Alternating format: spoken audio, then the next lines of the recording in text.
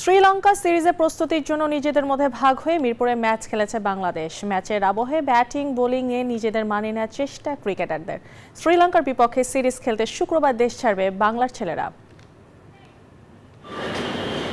Home of ক্রিকেটে bat বলের ব্যস্ততা। শ্রীলঙ্কা বিপক্ষে টেস্ট সিরিজ সামনে রেখে দুদিনের প্রস্তুতি ম্যাচে বাংলাদেশ। সাদা পোশাকে মানিয়ে নিতে গেম সিনারিওর আদলে অনুশীলন। জাতীয় দলের বাইরে থাকা নুরুল হাসান সোহান, আবু হায়দার রনিরাও যোগ দেন সেই ম্যাচে। বান্ডেল থাকলে প্রতি সেনমানিতে টাকা বাঁচবে। বিকাশ সেনমানি বান্ডেল কিনে জিতুন প্রতি লেনদেনে। ব্যাট হাতে টাইগার অধিনায়ক নাজমুল শান্ত, মুমিনুল হকরা নিজেদের ঝালিয়ে নিলেন। গতির ঝড় তোলা নাহিদ রানাও ছিলেন সাবলীল।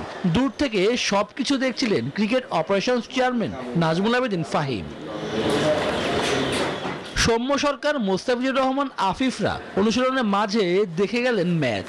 দ্বীপদেশটির বিপক্ষে সিরিজের প্রথম টেস্ট আগামী 17 জুন গলে। দ্বিতীয় ম্যাচ মাঠে গড়াবে কলম্বোতে 25 তারিখে। শুভদেবনাথ, নিউজ 24, ঢাকা।